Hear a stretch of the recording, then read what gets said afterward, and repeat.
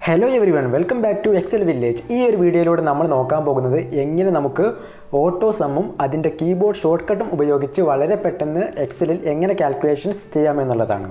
കഴിഞ്ഞ വീഡിയോയിൽ നമ്മൾ സം എന്നുള്ള ഫംഗ്ഷൻ ഉപയോഗിച്ചിട്ട് സം ഒക്കെ കാൽക്കുലേറ്റ് ചെയ്തു അല്ലേ? പക്ഷേ നമ്മൾ സം കാൽക്കുലേറ്റ് ചെയ്യാൻ വേണ്ടി ചെയ്തത് ഏത് സെല്ലിലാണോ നമുക്ക് സം കാൽക്കുലേറ്റ് ചെയ്യേണ്ടത് ആ സെല്ലിൽ പോയിട്ട് ക്ലിക്ക് ചെയ്തിട്ട് ഫോർമുലാസ് എന്നുള്ള റിബണിൽ വന്ന് അവിടെ നിന്നും മാത്സ് ആൻഡ് ട്രിഗർ എന്നുള്ള ലൈബ്രറിയിൽ പോയി അവിടെ നിന്ന് സം സെലക്ട് ചെയ്ത് അപ്പോൾ വരുന്ന ഫംഗ്ഷൻ ആർഗ്യുമെൻറ്റ് വിൻഡോയിൽ നമുക്ക് വേണ്ട ആർഗ്യുമെൻ്റ് ഒക്കെ ടൈപ്പ് ചെയ്തിട്ട് ഡൺ എന്ന് ക്ലിക്ക് ചെയ്തിട്ടാണ് നമ്മൾ സം കാൽക്കുലേറ്റ് ചെയ്തത്.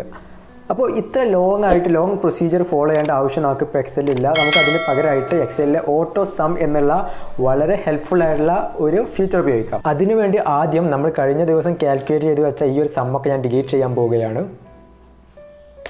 ഓക്കെ, ഇനി നമ്മൾ ഈ ഫോർമുലാസ് എന്നുള്ള ഈ ഒരു റിബണിൽ വന്നാൽ ഇവിടെ നമുക്ക് ഇൻസേർട്ട് ഫംഗ്ഷന് തൊട്ടടുത്തായിട്ട് ഓട്ടോ സം എന്നുള്ളൊരു ഐക്കൺ കാണും.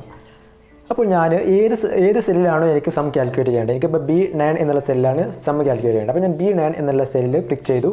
എന്നിട്ട് ഞാൻ ഈ ഓട്ടോ സം എന്നുള്ള ബട്ടണിൽ ക്ലിക്ക് ചെയ്തു.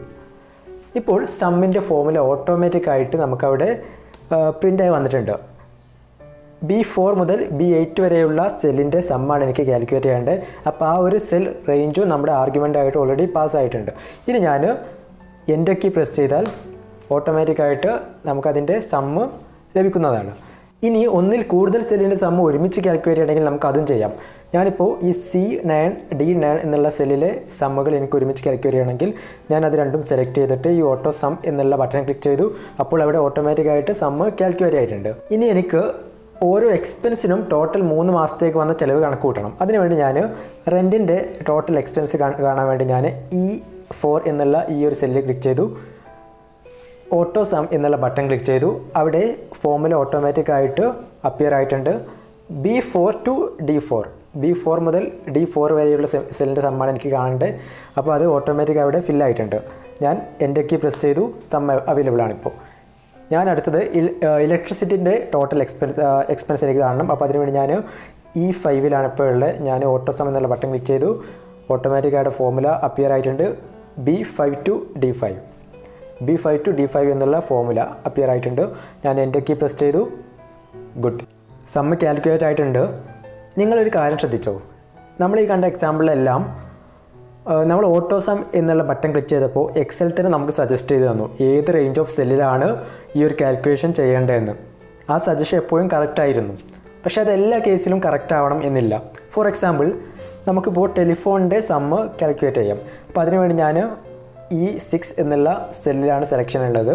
ഞാൻ ഓട്ടോ സം എന്നുള്ള ബട്ടൺ ക്ലിക്ക് ചെയ്തു. ഇവിടെ ഇപ്പോൾ എക്സൽ നമുക്ക് സജസ്റ്റ് ചെയ്ത് തന്ന സെല്ല് എന്ന് പറയുന്നത് E4 to E5 ആണ്. പക്ഷേ നമുക്ക് അതല്ല വേണ്ടത്. നമുക്ക് B6 to D6 എന്നുള്ള സെല്ലിൻ്റെ സമ്മാണ് വേണ്ടത് അല്ലേ? ടെലിഫോണിൻ്റെ സമ്മാണ് വേണ്ടത്. അപ്പോൾ ഇങ്ങനെയുള്ള കേസിൽ നമുക്ക് ഏത് റേഞ്ച് ഓഫ് സെല്ലിൻ്റെ സമ്മാണോ കാൽക്കുലേറ്റ് ചെയ്യേണ്ടത് ആ സെല്ല് നമ്മൾ സെലക്ട് ചെയ്ത് കൊടുത്താൽ മതി. ഇപ്പോൾ ഞാൻ B6 to D6 എന്നുള്ള സെല്ല് സെലക്ട് ചെയ്തു.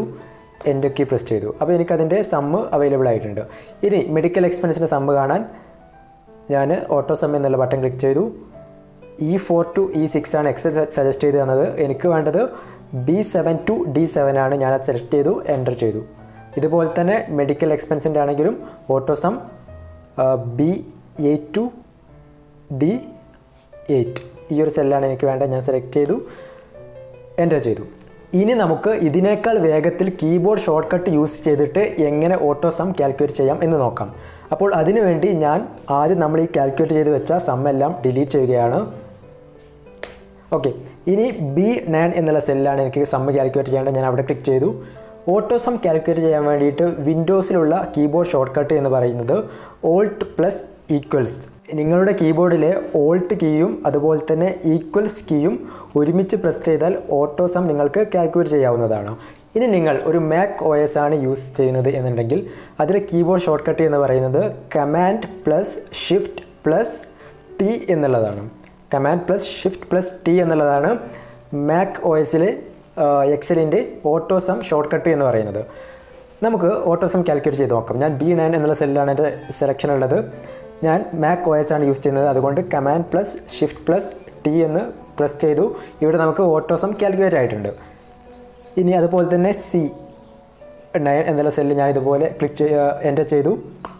ഓക്കെ, കാൽക്കുലേറ്റ് ആയിട്ടുണ്ട്. അപ്പോൾ ഇതുപോലെ നിങ്ങൾ മാർച്ച് മന്തിലെയും അതുപോലെ തന്നെ ഓരോ എക്സ്പെൻസ് വൈസുമുള്ള ടോട്ടൽ സം നിങ്ങൾ കീബോർഡ് ഷോർട്ട് കട്ട് യൂസ് ചെയ്തിട്ടും ഓട്ടോസം ഫീച്ചർ യൂസ് ചെയ്തിട്ടും കാൽക്കുലേറ്റ് ചെയ്യുക.